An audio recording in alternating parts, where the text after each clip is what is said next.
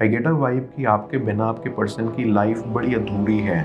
वो दिखाते नहीं हैं पर वो रोज़ भगवान से दुआ मांगते हैं कि उनकी लाइफ में सब कुछ ठीक हो जाए। व्यूअर, आप अपने पर्सन को विजुलाइज करिए और मैं आपके और आपके पर्सन के लिए कार्ड स्प्रेड करता हूँ।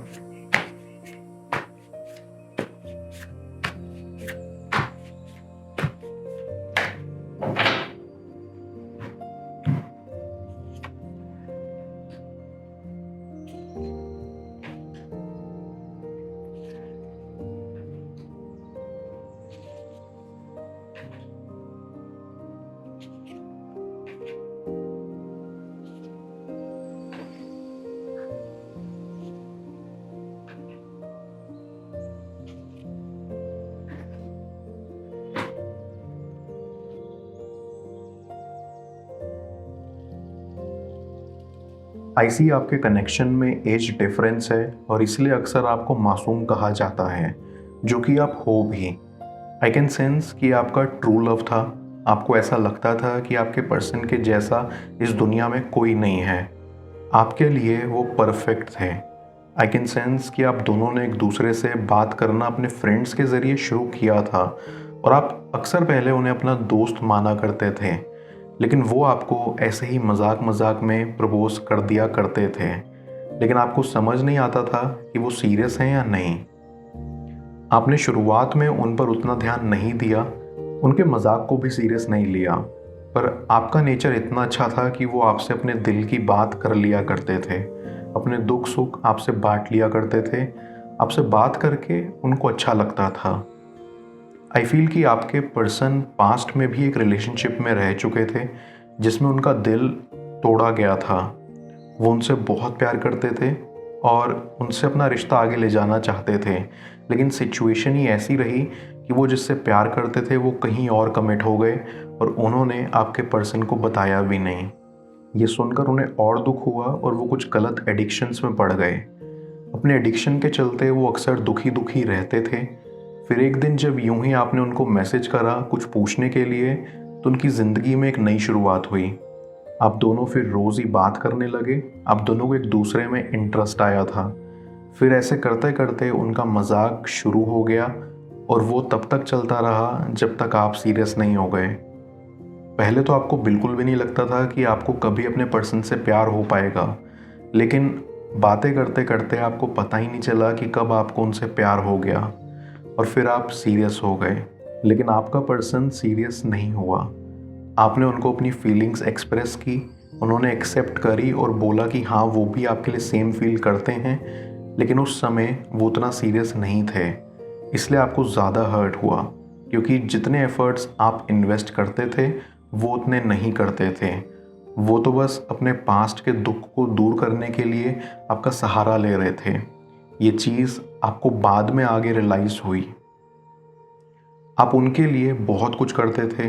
आप उनको अपने हाथ का बना खाना खिलाते थे, उनकी फाइनेंशियली इतनी हेल्प करते थे, हर वक्त उनके साथ खड़े रहते थे, लेकिन उन्होंने आपकी उतनी वैल्यू नहीं करी।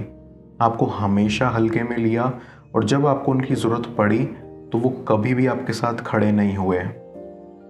आई फील कि आपके पर्सन की फैमिली उनको सपोर्ट नहीं करती थी। उनके परिवार वाले उन्हें बहुत सुना दिया करते थे, जिससे वो बहुत हताश हो जाते थे और आपको अपने घर की सारी बातें बता दिया करते थे। यूँ कह लीजिए कि वो आपसे सिंपैथी लेते थे। वो आपके सामने ऐसा दिखाते थे कि जैसे उनके ऊपर पता नहीं कितना अत्याचार हो रहा हो, हालांकि असल कहानी कुछ और ही थी। आई फील कि आपको ये सिंपैथी जैसी चीज़ों की समझ नहीं थी, या ये नहीं पता था कि लोग आपका इस्तेमाल भी कर सकते हैं। वो कहते हैं ना कि धोखा खाने के बाद महसूस होता है कि धोखा कैसा होता है। सेम आपके साथ भी कुछ ऐसा ही हुआ। आई फील जब उनका आपसे मन भर गया तो उन्होंने आपको छोड़ दिया, क्योंकि वो संभाल नहीं पा रहे थे आपकी सच्ची फीलिंग्स। अब जिस तरह से उनकी परवाह करते थे, उनकी रिस्पेक्ट करते थे, उनको विश्वास ही नहीं होता था कि इसके लायक वो हैं भी या नहीं।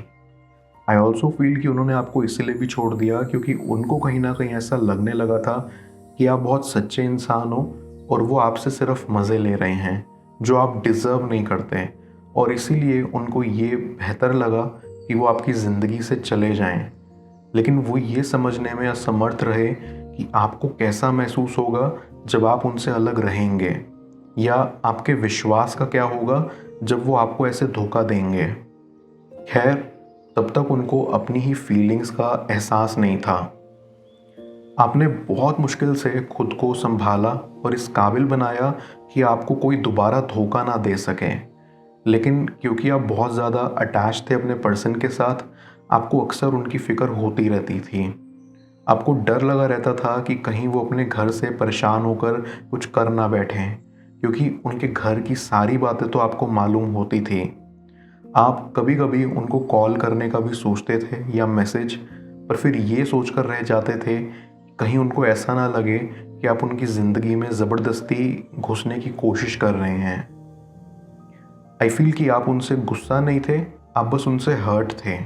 गुस्सा होने में और दिल दुखने में अंतर होता है, और आप चाहते थे कि वो एक बार बस ये समझ लें कि उन्होंने आपका कितना दिल दुखाया है और अपने किए की माफ़ी मांगने आ जाएं, तो सब ठीक हो जाएगा। ऐसी अब जब वो आपसे अलग हुए हैं तो उनको ऐसा लग रहा है कि आप बहुत कीमती इंसान थे जिनको उन्होंने संभाल कर नहीं रखा। उनको आपकी वैल्यू करनी चाहिए थी, जो उन्होंने कभी करी नहीं। अब वो बहुत तरह के एडिक्शंस में पड़ गए हैं, उन्हें अक्सर होश नहीं रहता कि उन्होंने क्या कर दिया है, और इसी गम को मिटाने के लिए उन्होंने एडिक्शंस का सहारा ले लिया है। वो अक्सर अपने दोस्तों के फ़ोन से आपको कॉल करने का सोचते हैं, लेकिन फिर इस वजह से नहीं करते कि कहीं आप डर ना जाएं।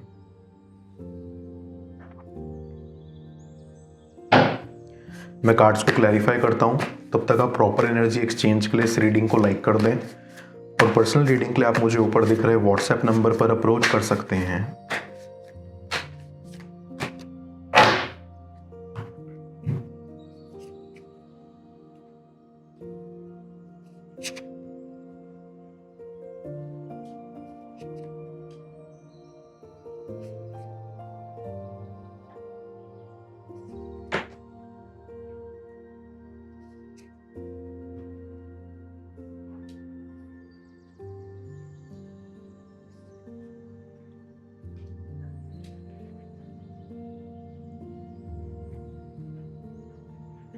आई गेट अ वाइब कि आप अपने पर्सन से ज़्यादा इंटेलिजेंट हैं, और इसलिए आप उनको हमेशा करेक्ट करते रहते थे उनकी गलतियों के लिए। लेकिन उनको आपकी ये आदत पसंद नहीं आती थी। उनको लगता था कि आप उन्हें गलत ठहराने की कोशिश कर रहे थे, या आप खुद को उनसे ऊपर समझते थे। हालांकि आपके ऐसे कोई भी विचार नहीं थे। आप तो हमेशा उनको लाइफ में आगे बढ़ते हुए देखना चाहते थे।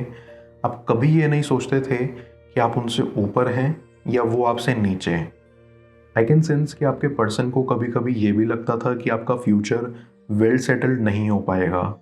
आई फील ये सब चीज़ें उनको शुरुआत में सोचनी चाहिए थी जब उन्होंने आपसे बात करने की शुरुआत की, लेकिन तब उनको सिर्फ फ़न चाहिए था। वो क्या ही जानते थे कि फ़न किसी के लिए कितना सीरियस भी हो सकता है। आई गेट अ वाइब कि आपके बिना आपके पर्सन की लाइफ बड़ी अधूरी है। वो दिखाते नहीं हैं, पर वो रोज़ भगवान से दुआ मांगते हैं कि उनकी लाइफ में सब कुछ ठीक हो जाए। आई कैन सेंस कि आपके पर्सन को अपनी गलती का एहसास होता है कि उन्होंने आपको कभी समझा नहीं। उनको खुद की फीलिंग्स ही समझ में नहीं आती थी। उनको लगता था कि वो आपके लिए फील नहीं करते, लेकिन अब उन्हें एहसास होता है कि वो आपके लिए फील करते थे, बस उनको ये समझने में बहुत देर हो गई। और अब वो सोच रहे हैं कि अपनी गलती का भुगतान कैसे करें, क्योंकि उनको आपसे डर भी लगता है कि आप उन्हें रिजेक्ट कर दोगे, या जैसा उन्होंने आपके साथ किया वैसा आप भी उनके साथ कहीं ना कर दो। बट स्टिल उनके अंदर एक उम्मीद भी है कि आप उन्हें दूसरा मौका दे दोगे, क्योंकि आप उनके लिए बहुत स्पेशल पर्सन हो। इतना तो उन्होंने पास्ट के रिलेशनशिप में फील नहीं किया जितना उन्होंने आपके लिए किया। ये उनको अब रियलाइज़ हो रहा है, और इसीलिए अब वो चाहते हैं कि आपको ज़िंदगी भर के लिए अपना बना लिया जाए, और उसके लिए उन्हें एक मौके की तलाश है। आई बिलीव कि वो जल्दी आपके पास आएंगे और अपनी गलतियों की माफ़ी मांगेंगे। वो दिन दूर नहीं जब आप दोनों फिर से एक साथ खिलखिलाएंगे।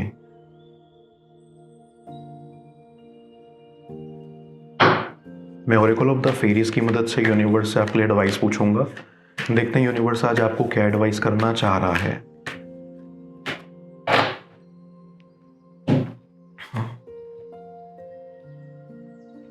Believe in magic. ये फेरी आपको मैजिक की तरफ अपनी आंखें और दिल खोलने के लिए कह रही है। ये फेरी कहना चाहती है कि आप चलते चलते 2 मिनट के लिए रुकिए और फिर रुक कर अपने आसपास, ऊपर नीचे, अपनी सराउंडिंग में मैजिक को फील करिए। क्योंकि कई बार हमें रुक कर अपने आसपास फूलों की सुगंध लेनी चाहिए और नेचर को उसका मैजिक रिवील करने देना चाहिए। बच्चे अपने अराउंड हर दिन मैजिक को देखते हैं, उनके लिए ये नेचुरल है। अगर आप इस वक्त अटका हुआ फील कर रहे हैं तो बस इस दुनिया को अपने अंदर के बच्चे की नज़र से देखना शुरू करिए। किस तरह उनके दिमाग पर आपके प्यार का भूत सवार होगा, जाने स्क्रीन पर शो हो रही इस अगली टैरो रीडिंग में। पेड पर्सनल रीडिंग के लिए आप मुझे ऊपर दिख रहे व्हाट्सएप नंबर पर अप्रोच कर सकते हैं। मैं मिलता हूँ आपसे दोबारा अगली टैरो रीडिंग में। Till then, bless you.